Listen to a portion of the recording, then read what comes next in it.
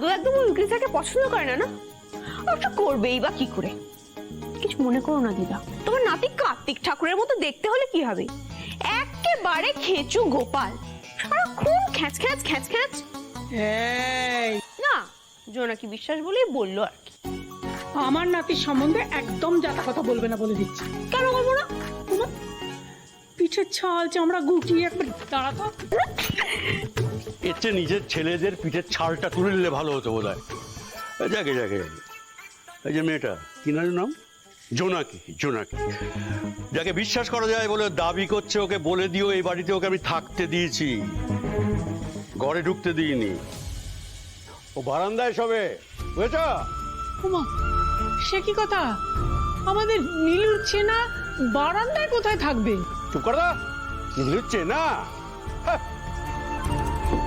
ও দিদা, বারান্দায় এইটুকু জায়গা পেয়ে গেছি, এই তো অনেক গো। তুমি একদম চিন্তা করো না তো, আমি সব ম্যানেজ করে নেবো।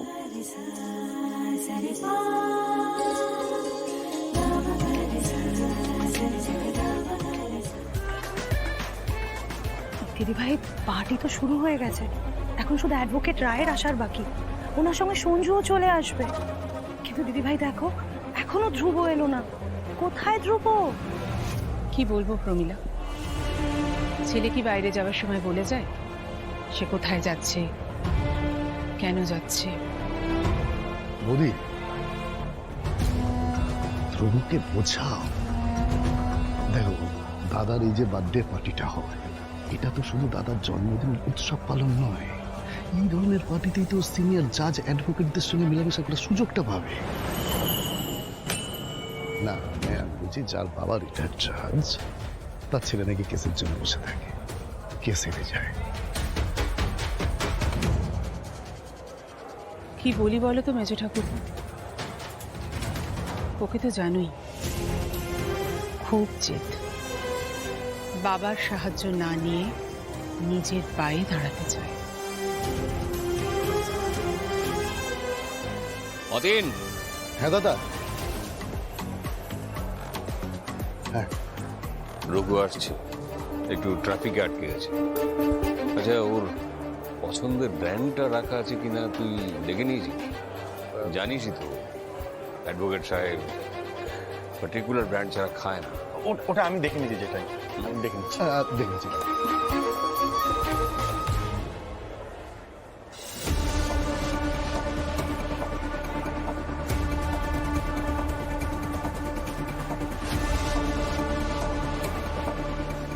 ছেলে কি পার্টিতে আসবে না বলেছে নাকি?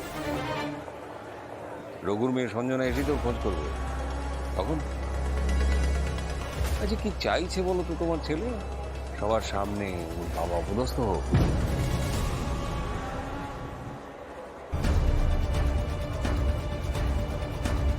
আমি ফোন করছি, সমরটাও তো এখনো আসেনি। আমি ফোন করছি। এসো এসো রঘু, পার্টি তো শুরু করা যাচ্ছে না, সবাই তোমার জন্য ওয়েট করছে। Many happy returns of the day, Justice Ajoy Mitter. Retire সেটা যোগ করো। না, once a king, always a king. Happy birthday sir. হ্যাঁ, থ্যাংক ইউ। আরে এসবের আবার কি দরকার ছিল? অপরাধা, আমি কিন্তু নিজের হাতে তোমার জন্য পছন্দ করে এই গিফটটা কিনেছি। ও দারুণ। পরিয়ে দিচ্ছি। হ্যাঁ হ্যাঁ,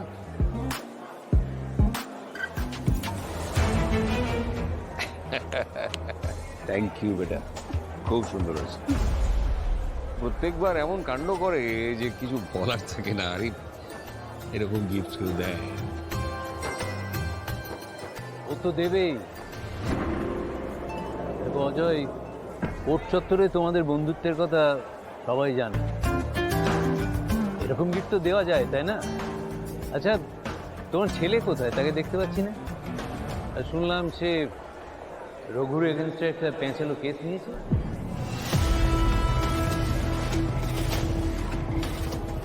অগ্রহী তো রিপ্রেজেন্ট করছে, তাই তো?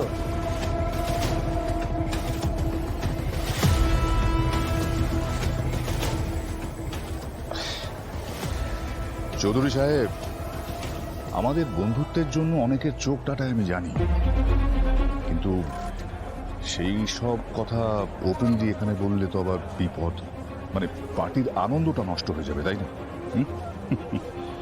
কই অজয়, আরে বলছি পার্টি শুরু করো, কেক কাটো, আর ওই ধ্রুবর কেস নিয়ে ভেবো না, ছোট একটা কেস, ওইসব নিয়ে আলোচনা এখানে করার দরকার নেই। Papa, but Dhruv is still not here. কেকটা এখন কি করে কাটবে? ও একটা কাজে আটকে পড়েছে।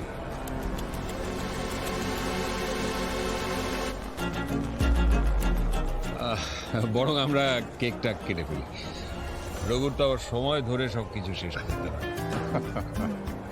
চলো চলো চলো চলো।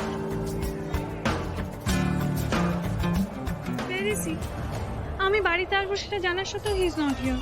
আসলে সঞ্জুদি, তুমি তো খুব ভালোভাবে ধ্রুবদাকে চেনো, বলো নিশ্চয়ই আবার ওকে কেউ ধরেছে, ওই গরিব অসহায় টাইপস। তুমি সব ছাড়ো না, you are looking amazing today. Thank you. এসো কেক কাটবে, এসো এসো এসো, চলো।